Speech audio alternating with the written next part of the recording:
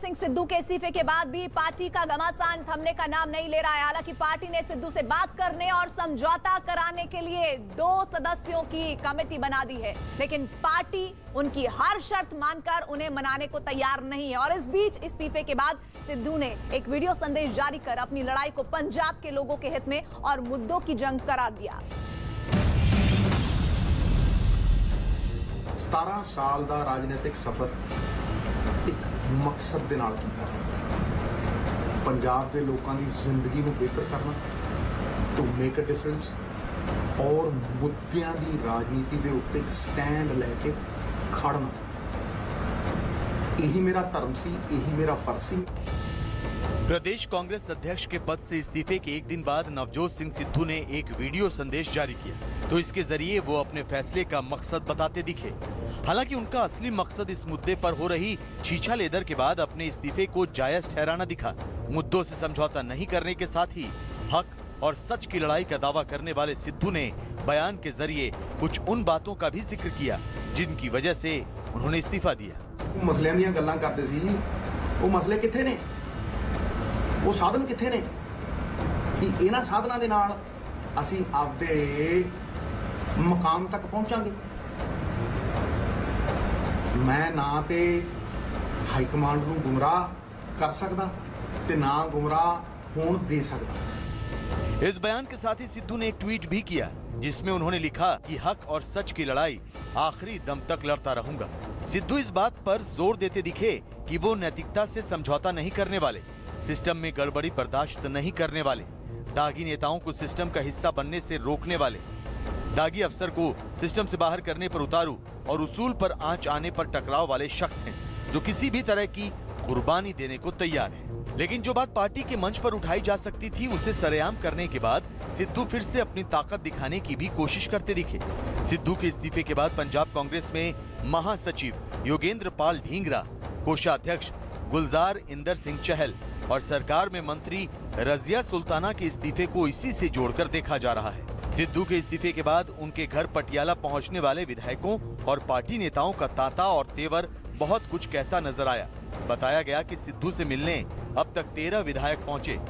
जब दानवों और देवताओं का युद्ध हुआ था ना, तो सागर मंथन हुआ था, तो ये सागर मंथन हो रहा है। जाहिर है सिद्धू और उनके समर्थक टकराव के मूड में नजर आए। नवजोत सिंह सिद्धू के तेवर से साफ है कि उन्होंने भले ही अब तक कांग्रेस न छोड़ी हो, लेकिन वो झुकने के लिए भी तैयार नहीं नजर आ रहे हैं।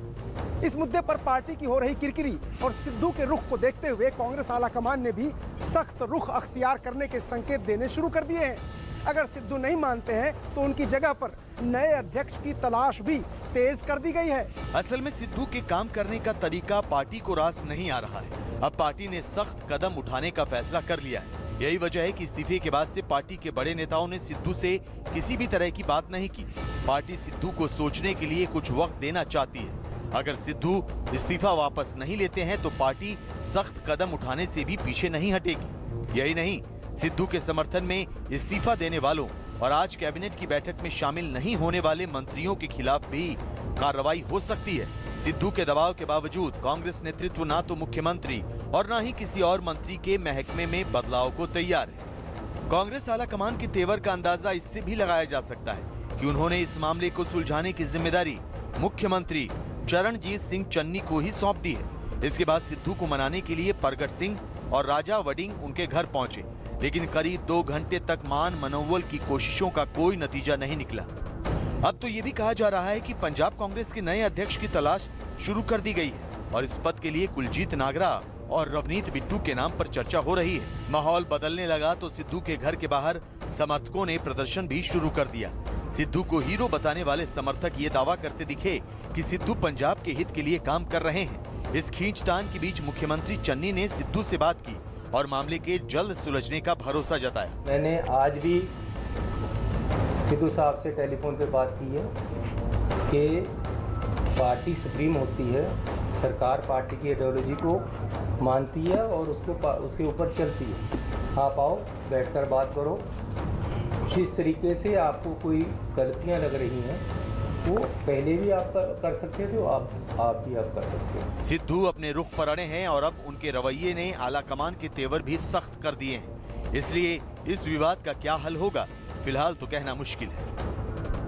सिद्धू के जरिए कांग्रेस ने पंजाब की कलह को खत्म करने की कोशिश की थी, लेकिन बदले हालात में यह दांव उल्टा पड़ता दिख रहा है। सिद्धू अपने इस्तीफे पर अड़े हैं और पार्टी का शीर्ष नेतृत्व अब उन्हें मनाने के लिए ज्यादा कुछ करने के मूड में नहीं दिख रहा।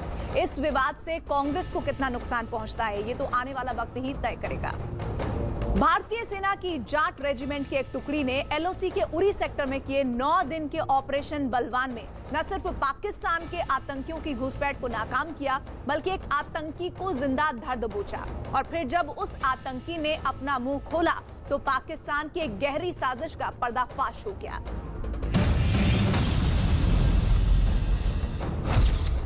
यह है पाकिस्तान की आतंक की फैक्ट्री से निकला जीता जागता सबूत। नाम अली बाबर, उम्र 19 साल।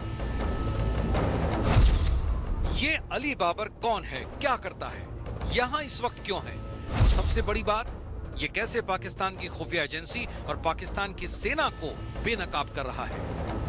इन तमाम बातों पर से पर्दा उठाएं, उससे पहले इसी के जरिए इसकी जुबानी कुछ सुन लेते हैं। मेरी गुजारिश ही पाकिस्तानी सही से और पाकिस्तानी से तलाश करता है और मेरे वहाँ का वहाँ से जैसे मैंने पाकिस्तान को भेजा ऐसे गुजारिश करता हूँ मैं कैसी पाकिस्तान काम करता चाहता हूँ पाकिस्तान में नहीं आता ऐसा। बाबर ने पूछताछ में ये बात कबूल की है कि लश्कर तैयबा 5 साल पहले हुए उरी जैसे बड़े हमले को फिर से दोहराने की फिराक में था। सर्जिकल स्ट्राइक की सालगिरह से ऐन पहले खुद पाकिस्तानी आतंकी के मुंह से उरी जैसे ही खतरनाक आतंकी हमले की बड़ी साजिश का पर्दाफाश भारतीय सेना की जाट रेजिमेंट की एक टुकड़ी की बड़ी कामयाबी माना जा रहा है, क्योंकि इससे न सिर्फ भारतीय सेना के जाबाज जवानों ने एक बड़े आतंकी हमले को टाला, बल्कि एक आतंकी को जिंदा पकड़ लिया।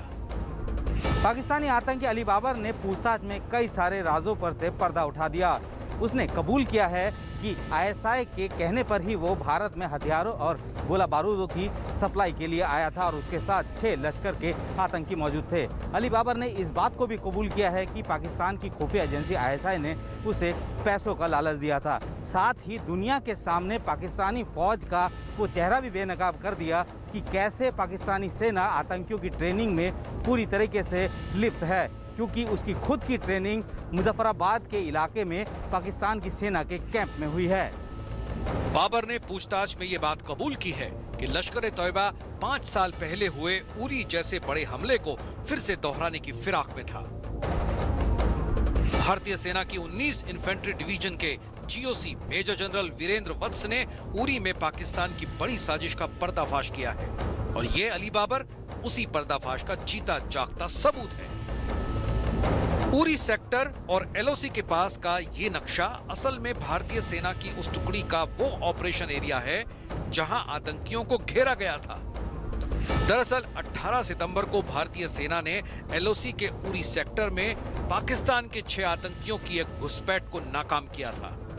आतंकियों की तलाश के लिए जाट रेजिमेंट के कैप्टन मुश्ताक ने एलओसी पर कॉम्बिंग ऑपरेशन शुरू किया, जिसका नाम रखा गया ऑपरेशन बलवान। असल में अली बाबर कहूटा के हलाली सुमाली में आईएसआई के एक डिटैचमेंट में रह रहा था। इस दौरान उसे टेक्निकल कम्युनिकेशन, जीपीएस और मैट्रिक्स का कोर्स कराया गया। कोर्स पूरा होने के बाद बाबर को 6 पाकिस्तानी आतंकियों के साथ 18 सितंबर को एलओसी पर पाकिस्तानी सेना की जाबरी पोस्ट से लॉन्च किया गया। लेकिन एलओसी पर ही आतंकियों का सामना भारतीय सेना की जाट रेजिमेंट की पेट्रोलिंग पार्टी से हो गया। आतंकियों को सीमा में घुसता देख भारतीय सेना की टुकड़ी ने उन्हें ललकारा तो 4 आतंकी वापस पाकिस्तान भाग खड़े हुए। लेकिन सेना से बचने की कोशिश में 2 आतंकी भारत की सीमा में दाखिल होकर घने जंगलों में छुप गए। 25 सितंबर को दोनों आतंकी उरी के सलामाबाद नाले के पास घेर लिए गए और घिरते ही आतंकियों ने सैनिकों पर फायरिंग की, जिससे भारतीय सेना का एक जवान घायल हो गया था। लेकिन 26 सितंबर की सुबह एक आतंकी ढेर कर दिया गया। अपने साथी की मौत से घबराया दूसरा आतंकी भारतीय सेना के सामने गिड़गिड़ाने लगा। सेना के हत्थे चढ़ा वही आतंकी है अली बाबर। जाट रेजिमेंट ने 9 दिन लंबे चले कॉम्बिंग और सर्च ऑपरेशन के बाद अली बाबर को जिंदा धर दबोचा। 12 मिनट के इस वीडियो में आतंकी अली बाबर ने यह भी बताया कि कैसे आईएसआई ने उसका ब्रेन वॉश किया और कैसे मजहब के आधार पर कश्मीर के बारे में उसके दिमाग में फितूर भरा गया।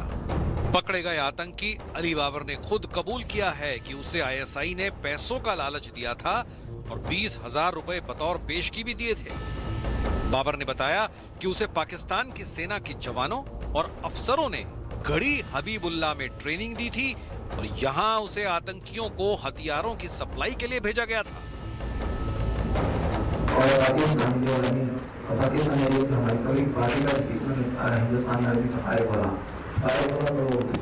तो मैं डर गया। मैं हिंदुस्तान में खाई नहीं डालना कि तो मैं बैठेगा जो मेरे साथ आर्यन संभाला गया उसने भी इन हिंदुस्तानी आदमी को फायर किया।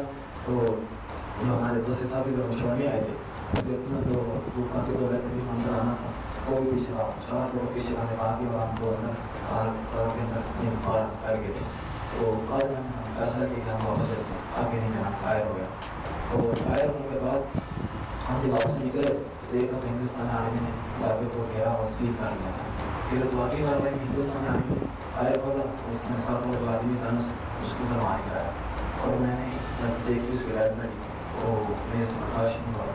भले ही आतंकी अली बाबर इस बात का दावा कर रहा हो कि वो हथियार और गोला बारूद की सप्लाई नॉर्थ कश्मीर में करने के लिए आया था, लेकिन हकीकत तो ये है कि साल 2016 में हुए उरी के हमले की तर्ज पर ये आतंकी किसी बड़ी आतंकी वारदात को अंजाम देने की फिराक में थे। सेना के अधिकारियों का कहना है कि चाहे आतंकी पाकिस्तानी हो या कश्मीरी, नीति उन दोनों के लिए बराबर है। गिरने के बाद अगर कोई आतंकी सरेंडर के लिए कहता है तो उसको पूरा मौका दिया जाता है। साथ ही खास बात यह है कि किसी भी आतंकियों को परेशान नहीं किया जाता और जिसका जीता जागता सबूत है अली बाबर। भारतीय सेना के मुताबिक पिछले 1 महीने से पाकिस्तान के कब्जे वाले कश्मीर यानी पीओके में टेरर लॉन्च पैड बेहद सक्रिय हो गए हैं, जिसे देखकर ऐसा लगता है कि पाकिस्तान बड़ी संख्या में आतंकियों की घुसपैठ कराना चाहता है, क्योंकि पिछले कुछ समय से कश्मीर घाटी में शांति बनी हुई है। अली बाबर ने पाकिस्तानी सेना, पाकिस्तान की खुफिया एजेंसी आईएसआई और पाकिस्तान में पनाह लिए बैठे आतंकी संगठन लश्कर-ए-तैयबा के कश्मीर घाटी में आतंक फैलाने की साजिश तो बेनकाब कर दी, लेकिन एक बात तो साफ हो गई कि पाकिस्तान किसी भी सूरत में अपनी हरकतों से बाज आने वाला नहीं है। मुंबई में सड़कों के गड्ढों पर शुरू हुआ हंगामा थमने का नाम नहीं ले रहा। गुलाब तूफान की दस्तक और पिछले कुछ दिनों से हो रही बारिश की वजह से मुंबई के लोगों की परेशानी काफी बढ़ गई है। बारिश का पानी गड्ढों में भरने के बाद हादसों की आशंका बढ़ गई है और यही नहीं, गड्ढों की वजह से ही पिछले कुछ दिनों से मुंबई को लंबे जाम का सामना करना पड़ रहा है और जाम की मुसीबत आज भी मुंबई वालों के लिए परेशानी का सबब बन गई। सवाल यह है कि मुंबई आखिर हर मौसम में गड्ढों में क्यों समाने लगती है? गुलाब तूफान की दस्तक और सड़कों पर मौजूद बड़े बड़े गड्ढों ने मुंबई की रफ्तार धीमी कर दी है। सड़कों के गड्ढों की वजह से मुंबई और उसके आसपास के इलाकों में पिछले कई दिनों से सड़कों पर लंबा जैम लग रहा है। आज की सुबह भी वेस्टर्न एक्सप्रेस हाईवे समेत कई इलाकों में भारी जैम दिखाई दिया। जैम का असर मुंबई के आसपास के इलाकों में भी नजर आया। ये हालात देश की आर्थिक राजधानी मुंबई की सड़कों के हैं। सड़कों पर गड्ढे ही गड्ढे नजर आ रहे हैं और उनके बीच सड़क ढूंढना मुश्किल है। गड्ढों की वजह से लोगों के गिरने और हादसों के होने की आशंका बढ़ गई है। मैं इस समय कांदीवली इलाके में हूँ। कांदीवली के ठाकुर कॉम्प्लेक्स में मैं आपको दिखाना चाह रहा हूँ। ये मेन रोड है जहाँ पर सड़क फिलहाल नहीं बची है। सड़क पर सिर्फ गड्ढे ही आपको दिखाई पड़ रहे हैं। यहाँ से चलते जाइए 1 किलोमीटर तक ये लगातार गड्ढे आपको दिखाई पड़ेंगे और इससे जुड़ा हुआ जितना रास्ता है उन सभी रास्तों पर इसी तरीके की तस्वीरें हैं। बारिश ने लोगों की मुसीबत को दुगना कर दिया तो उनका गुस्सा बीएमसी पर फूट पड़ा। गड्ढे 1-2 बार भरा गया था बीच में, लेकिन ये गड्ढे फिर वैसे के वैसे हो जाते हैं। आज भरते हैं, कल सुबह में फिर वैसे हो जाते हैं। मैं तो यहाँ 12 साल से हूँ, लेकिन ये गड्ढे कभी भरे नहीं। 10-15 साल में तो यहाँ कुछ हुआ ही नहीं। मिट्टी डाल के खड्डा थोड़ी पाटा जाएगा, मिट्टी डाल देंगे फिर वो उछड़ के निकल जाता है। तो इस प्रकार का जो काम कर रही है व्यवस्था, उस प्रकार से काम नहीं, ढंग से अगर काम होगा तो ही कुछ होगा। कम से कम इतना पंचर हो जाता है, पहले 30 रुपया पंचर का था, अभी 50-60 रुपया कर दिया है। इतना बड़ा बड़ा खड्डा होता है, कमर समझो ना 1 फीट नीचे चला जाता है। ये 100% भ्रष्टाचार है, इसमें कोई दो राय नहीं है। ये 14,500 रुपए, मैंने अभी कल देखा कि एक गड्ढे बुझाने के लिए बीएमसी 14,500 रुपए का इन्वेस्टमेंट लगाती है, तो वो कहाँ जाता है? इस मिट्टी को देख के आप लगाइए, क्या अंदाजा है? सड़कों पर गड्ढों ने लोगों की परेशानी ऐसी बढ़ाई कि महाराष्ट्र के मंत्री एकनाथ शिंदे को खुद सड़क पर उतरकर हालात का जायजा लेना पड़ा और गड्ढों को जल्द भरने के निर्देश देने पड़े। तुम्ही लोकांनी खड्डे भरले ते वाहून गेले, जिथे सर्व्हिस रोडला तुम्ही डांबर टाकलं ते वाहून गेले, काय उपयोग आहे? मुंबई वासियों के लिए गड्ढों की मुसीबत की जिम्मेदार बीएमसी पूरे शहर में 900 गड्ढे होने का दावा कर रही है, लेकिन अकेले कांदिवली की करीब 1.5 किलोमीटर की सड़क के हिस्से पर 1000 से ज्यादा गड्ढे होने का दावा किया गया। बीएमसी और थाने महानगर पालिका का चुनाव मुहाने पर खड़ा है। ऐसे में सड़क पर पड़े गड्ढे और लोगों को हो रही परेशानी महाराष्ट्र में महाविकास अघाड़ी सरकार का सियासी समीकरण बिगाड़ सकती है। यही नहीं, वर्षों से बीएमसी और थाने महानगर पालिका में का बीच शिवसेना की गद्दी भी हिला सकती हैं। यही वजह है कि महाराष्ट्र के एक मंत्री को सड़क पर उतरकर गड्ढे देखने पड़े और खुद मुख्यमंत्री को हाई लेवल मीटिंग बुलानी पड़ी। साथ ही मुख्यमंत्री को अधिकारियों को ये निर्देश देने पड़े कि सड़क पर पड़े गड्ढे तुरंत भरे जाएं, जिससे लोगों की मुसीबतें कम हो सके। बीजेपी का आरोप है कि गड्ढों के नाम पर बीएमसी ने 48 करोड़ का बजट रखा था। बजट तो खत्म हो चुका है, लेकिन गड्ढे नहीं। जबकि मुंबई की मेयर किशोरी पेडनेकर का दावा है कि अब तक 42,000 गड्ढों को भरा जा चुका है। हकीकत में सड़कों के गड्ढे और उसमें भरा पानी बीएमसी के दावों को मुंह चिढ़ाते नजर आते हैं। यही वजह है कि बीजेपी ने बीएमसी पर भ्रष्टाचार का आरोप लगाया और उसके दफ्तर पर धरना दिया। विपक्ष के हमलों का जवाब मुंबई की मेयर किशोरी पेडनेकर ने दिया। उन्होंने बीजेपी पर पलटवार करते हुए गड्ढों के मुद्दे पर सियासत करने का आरोप लगा दिया। किशोरी पेडनेकर ने दावा किया कि अगले 15 दिनों में मुंबई को गड्ढों से निजात मिल जाएगी। आम्ही तर आमचे वॉर्ड रस्ते हे नक्कीच चकाचक असले पाहिजे किंवा किमान खड्डे विरहित असले पाहिजे। कडक धोरण घेऊन कालच्या मीटिंगमध्ये सगळ्यांना ते निर्देश दिलेले आहेत। गड्ढों के मुद्दे पर खुद को घिरते देख बीएमसी भी एक्शन में आई और समीक्षा बैठक कर 24 वार्डों के असिस्टेंट कमिश्नरों को और इंजीनियरों को सुबह से ही सड़क पर उतरकर गड्ढों को भरने के आदेश दे दिए। दिन में सड़क पर जैम न लगे, इसके लिए रात में ही गड्ढे भरने के आदेश दिए गए। मुंबई की सड़कों पर गड्ढों से लोग परेशान हैं और सियासत गरमाई है, लेकिन इंतजार इस बात का है कि तमाम दावों के बीच आखिरकार मुंबई को गड्ढों से निजात कब मिलेगी।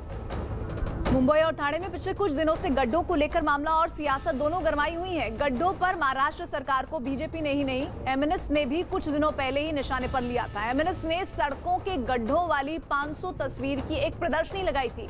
मुंबई में बारिश के मौसम में गड्ढों की वजह से सड़क दुर्घटना में कई लोगों को अपनी जान तक गंवानी पड़ी है। इसके अलावा आए दिन गाड़ी चलाने वालों को परेशान होना पड़ रहा है। ट्रैफिक जैम की समस्या भी बनी हुई है। यही वजह है कि महाराष्ट्र सरकार और बीएमसी गड्ढों के मुद्दे